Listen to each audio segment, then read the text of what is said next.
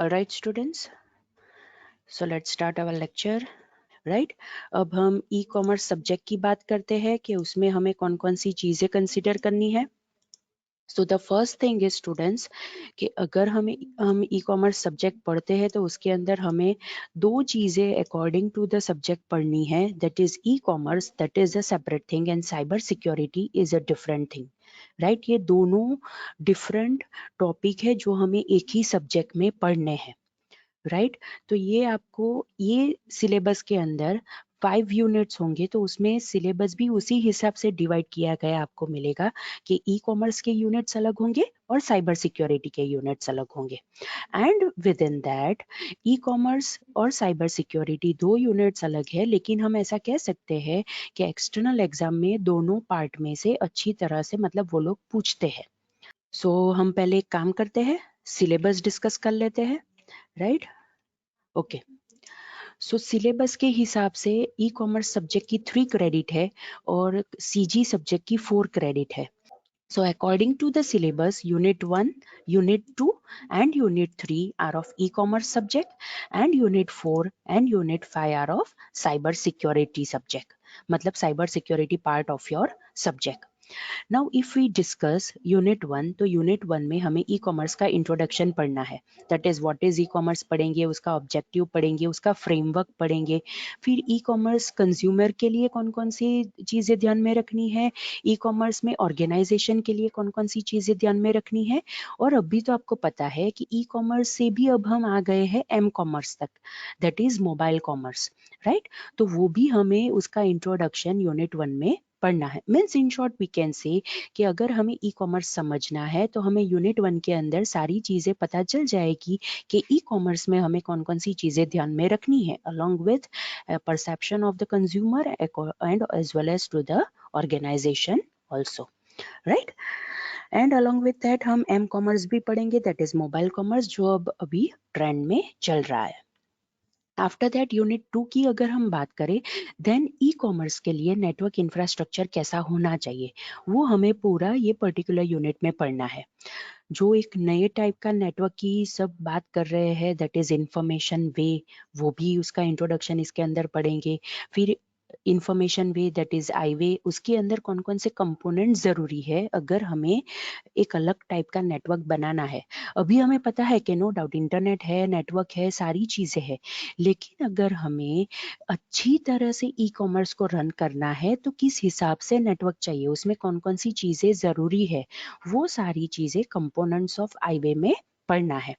And after that transaction models हमें पढ़ने हैं, that is B to B, that is business to business, consumer to business, consumer to consumer. Right, intra organisational, that is these are the different types of transaction models कि जो हमें unit 2 के अंदर पढ़ने हैं. राइट, यूनिट 3 के अंदर obviously अगर ई कॉमर्स है तो हमें इलेक्ट्रॉनिक पेमेंट करना पड़ेगा. हम कैश का यूज करके पेमेंट करेंगे तो ऑब्वियसली ई कॉमर्स हम नहीं कह पाएंगे, बिकॉज ई कॉमर्स के अंदर we are talking about electronic commerce, we are not talking about traditional commerce. तो ई कॉमर्स अगर हम बात कर रहे हैं तो उसके अंदर हमें इलेक्ट्रॉनिक पेमेंट भी कंसिडर करना पड़ेगा.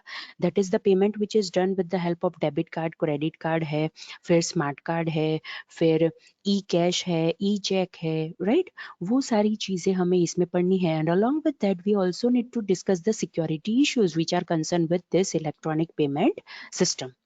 And after that we also need to discuss कि अगर हम ई कॉमर्स का यूज करना चाहते हैं तो वेब के ऊपर हमें कौन कौन सी टाइप की सिक्योरिटी रखनी पड़ेगी ताकि हम ई कॉमर्स इम्प्लीमेंट कर सके. बिकॉज हमें पता है कि अगर हम ई कॉमर्स इम्प्लीमेंट करना चाहते हैं और उसके अंदर अगर हम सिक्योरिटी नहीं रखेंगे तो कोई भी कंज्यूमर हमारी ई कॉमर्स एप्लीकेशन का यूज़ करके कोई भी चीज़ें परचेज नहीं करेंगे. अगर उनके डेटा लॉस हो जाते हैं या फिर हैक हो जाते हैं या फिर ऐसा कुछ होता है तो कोई भी कंज्यूमर हमारी ई कॉमर्स एप्लीकेशन एक्सेस नहीं करेंगे. सो हमें सिक्योरिटी इश्यूज भी उसके अंदर डिस्कस करने हैं. And after that we will also discuss secure socket layer. Right, which is a layer की जो हम प्रोटोकॉल के अंदर रखेंगे ताकि हम सिक्योरिटी दे सके। हमें पता है कि जब भी हम नॉर्मल वेबसाइट ओपन करते हैं तो that website URL starts with HTTP, लेकिन जब भी हम ऐसी कोई वेबसाइट ओपन करते हैं कि जिसके ऊपर हमें बहुत ही हाई सिक्योरिटी चाहिए, फॉर एग्जांपल बैंकिंग वेबसाइट, तो उसके अंदर अगर आप देखोगे तो automatically the URL is transferred from HTTP to HTTPS, because वहां पे S is for secure socket layer, हमें वहां पे सिक्योरिटी रखनी है, दैट्स वाई वो HTTPS के ऊपर कन्वर्ट हो जाता है। तो वो सारी चीजें हमें यूनिट 3 के अंदर पढ़नी है। यूनिट 4 के अंदर ऑब्वियसली साइबर सिक्योरिटी अब स्टार्ट होगा, तो उसके अंदर साइबर क्राइम क्या है, राइट, कौन कौन से टाइप के क्राइम हो सकते हैं, हैकिंग का मीनिंग क्या है, अनऑथोराइज एक्सेस का मीनिंग क्या है, वायरस, वॉर्म, ट्रोजन। अभी तक आपने सिर्फ वर्ड सुना होगा वायरस, लेकिन only virus is not the thing, उससे भी डेंजरस है वॉर्म और उससे भी डेंजरस है ट्रोजन। वो सारी चीजें हमें इसके अंदर पढ़नी है। And along with that email का यूज करके कौन कौन से क्राइम्स होते हैं वो भी हमें यहाँ पे पढ़ना है। द मोस्ट डेंजरस क्राइम और most dangerous attack is denial of service attack, that is DoS attack और डिस्ट्रीब्यूटेड डॉस अटैक। वो भी हमें पढ़ना है कि लोग कैसे ये डिस्ट्रीब्यूटेड डॉस अटैक करते हैं, उसके प्रिकॉशंस हम क्या ले सकते हैं, वो सारी चीजें हमें ये यूनिट 4 के अंदर पढ़नी है। देन यूनिट 5 के अंदर हमें ऐसी सारी चीजें पढ़नी है which are the prohibited actions, मतलब साइबर वर्ल्ड के अंदर, कंप्यूटर वर्ल्ड के अंदर ये सारी चीजें नहीं करनी है। That is the meaning of prohibited actions. वो प्रोहिबिट है, रिस्ट्रिक्टेड है, ऐसे सारी चीजें हमें नहीं करनी है कंप्यूटर वर्ल्ड के अंदर, साइबर वर्ल्ड के अंदर, राइट। सो वो चीजें हमें इसके अंदर पढ़नी है। And the most dangerous thing कि जो यूथ का माइंड, मेंटल स्टेट खराब कर देते हैं, दैट इज पोर्नोग्राफी, वो भी हमें इसके अंदर पढ़ना है। Then IPR violations, that is intellectual property rights, मतलब सॉफ्टवेयर पायरेसी क्या है, कॉपीराइट इन्फ्रिंजमेंट क्या है, ट्रेडमार्क वायोलेशन क्या है, पेटेंट वायोलेशन क्या है, ये सारी चीज़। अगर कोई हमारा कंप्यूटर कोड थेफ्ट कर लेता है, चोरी कर लेता है, तो उसके लिए क्या है। इसके अंदर हमें ये भी चीज़ें पढ़नी है कि लॉ के अंदर अगर ऐसा कोई क्राइम करता है तो किस हिसाब से पनिशमेंट मिलेगी, कितने टाइम की जेल होगी, कितने मनी एज अ पेनल्टी पे करनी पड़ेगी, वो सारी चीज़ें, कौन सा लॉ लगता है, लॉ के अंदर कौन सा सेक्शन लगता है, वो सारी चीज़ें हमें इसके अंदर पढ़नी है। फिर साइबर स्क्वाटिंग क्या है which is related to website, फिर बैंक और क्रेडिट कार्ड के रिलेटेड क्राइम कौन कौन से होते हैं वो पढ़ने हैं, ई कॉमर्स और इन्वेस्टमेंट के रिलेटेड फ्रॉड कौन कौन से होते हैं अभी रियल वर्ल्ड के अंदर, वो पढ़ने हैं। साइबर स्मियरिंग क्या है, देन साइबर स्टॉकिंग क्या है, स्टॉकिंग मतलब किसी का पीछा करना, राइट। रियल वर्ल्ड के अंदर तो आपको स्टॉकिंग का मीनिंग पता है कि हम किसी का पीछा करते हैं, दैट इज द थिंग, लेकिन साइबर वर्ल्ड के अंदर भी साइबर स्टॉकिंग होता है, मतलब कोई हमें कंप्यूटर वर्ल्ड में भी, साइबर वर्ल्ड में भी हमारा पीछा कर सकता है और उससे हमें क्या क्या मतलब हार्म हो सकता है, राइट। वो सारी चीजें हमें ये यूनिट 5 के अंदर पढ़नी है। सो अगर हम कहें तो आपका सिलेबस पूरा इस हिसाब से डिजाइन हुआ है कि फ्रॉम ई कॉमर्स, मतलब हम जो ट्रेडिशनल कॉमर्स से इलेक्ट्रॉनिक कॉमर्स के ऊपर जाते हैं, वहां से लेके हम ई कॉमर्स के अंदर जो इलेक्ट्रॉनिक पेमेंट करते हैं उसके अंदर सिक्योरिटी एंड उसके इश्यूज वो तो डिस्कस करेंगे ही, लेकिन along with that obviously e commerce is related to cyber world, that is computer world.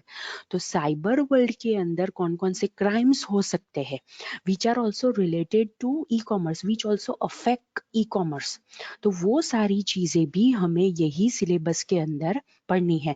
और उसके साथ साथ हमें उसके लॉस पढ़ने हैं कि इंडियन पेनल कोड के अंदर, राइट, कौन से लॉ के अंदर कौन सा सेक्शन है, उसके अंदर कितने टाइम की जेल है, कितने टाइम का पनिशमेंट मतलब कितनी है इन टर्म्स ऑफ मनी, कितनी पेनल्टी पे करनी पड़ेगी आपको, वो सारी चीजें हमें ये पूरे सिलेबस के अंदर डिस्कस करनी है।